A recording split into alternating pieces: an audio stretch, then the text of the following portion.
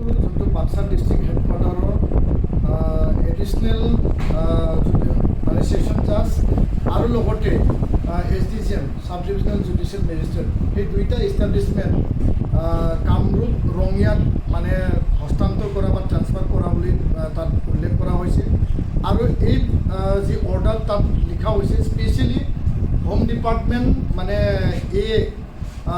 অসম চৰকাৰৰ তৰফৰ পৰা এটা পত্ৰ আধাৰত তেওঁলোকে ৰেজিষ্টাৰ ভিজিলেন্স গুৱাহাটী উচ্চ ন্যায়ালয়ে তেওঁলোকে উল্লেখ তাত মেনশ্যন কৰিছে যি এটা নিৰ্দেশ আৰু অসম চৰকাৰৰ পত্ৰ আধাৰত যি এটা ডাইৰেকশ্যন দিছে এইটো আমি ষ্ট্ৰংলি আমি অপ'জ কৰিছোঁ, আমি বিৰোধিতা কৰিছোঁ আৰু ইয়াৰ কাৰণে আমি বিৰোধিতা কৰিছোঁ যে বাক্সা ডিষ্ট্ৰিক্ট এখন চিভিল ডিষ্ট্ৰিক্ট হয় আৰু এখন চিভিল ডিষ্ট্ৰিক্টত ডেপুটি কমিশ্যনাৰ এতিয়া ডিষ্ট্ৰিক্ট কমিশ্যনাৰ বনোৱা হৈছে, ছুপাৰিনটেণ্ডেণ্ট অফ পুলিচ SP থাকে, লগতে তাত CGM ছেশ্যন জাজ আৰু SDGM তাত একেলগে তাত এষ্টাব্লিছমেণ্টটো থাকে আৰু এইটো সকলোৰে সুবিধাৰ কাৰণে ডিষ্ট্ৰিক্ট হেডকোৱাৰ্টাৰ এইটো ৰখা হয়। কি কাৰণত তামোলপুৰ আৰু গড়েশ্বৰত এই দুয়োটা থানাৰ অধীনত সমগ্ৰ তামোলপুৰ সাব ডিভিজন পূৰ্বতে এইটো তামোলপুৰ জিলা গঠন কৰা হৈছিল, বৰ্তমান সাব ডিভিজন ইয়াৰ দুয়োটা থানাৰ অধীনত সকলো অঞ্চলত মানে কামৰূপ বা ৰঙিয়াত শ্বিফটিং কৰা হৈছে। এইটো আমি কোনো কাৰণত মানি নলওঁ আৰু এইটো মানি লোৱাৰ কথাই নাহে আৰু এইটো অন্যায়ভাৱে 6th শিডিউলৰ যি এটা এৰেঞ্জমেণ্ট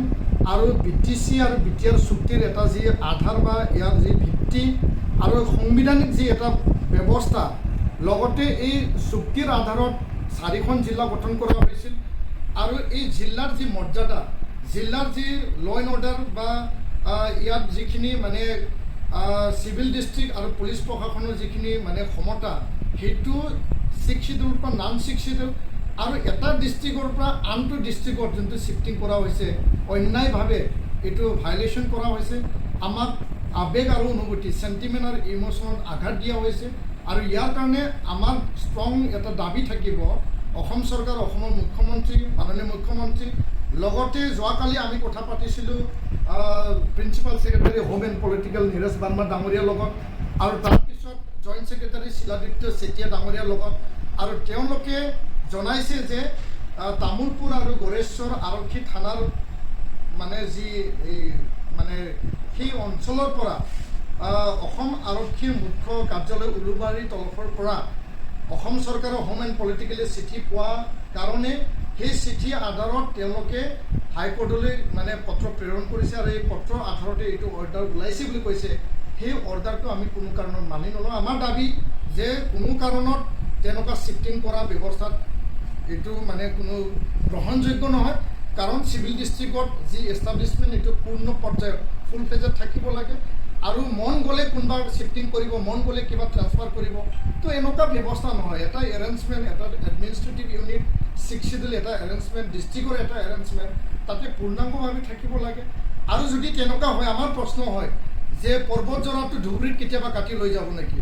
বা চিৰাং জিলাৰ কোনোবা পাৰ্ট কোনোবা মানে কাটি লৈ যাব নেকি? তো মন গ'লে যদি এনেকুৱা কাম কৰে সেইটো কেনেকৈ আমি গ্ৰহণ কৰি লওঁ? তো ইয়াৰ কাৰণে মানুহৰ চেণ্টিমেণ্ট, আৱেগ, অনুভূতি, ইয়াৰ কনষ্টিটিউচনেল ব্যৱস্থা, ইয়াত চিভিল ডিষ্ট্ৰিক্টৰ যি এৰেঞ্জমেণ্ট সেই কথাটো লৈ চৰকাৰখনে কাম কৰিব লাগিব আৰু এই ক্ষেত্ৰত আমি প্ৰমোদ বড়ো ডাঙৰীয়াক যোৱাকালি লগ ধৰিছোঁ। তেখেতে কৈছে যে মুখ্যমন্ত্ৰী ডাঙৰীয়াক বা চৰকাৰখনক তেওঁ মানে পত্ৰ লিখিব। আমাৰ ফালৰ পৰাও আমি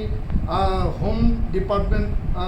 আমি অসম চৰকাৰক আমি চিঠি প্ৰেৰণ কৰিম, মুখ্যমন্ত্ৰীক আমি প্ৰেৰণ কৰিম আৰু এই কাৰ্য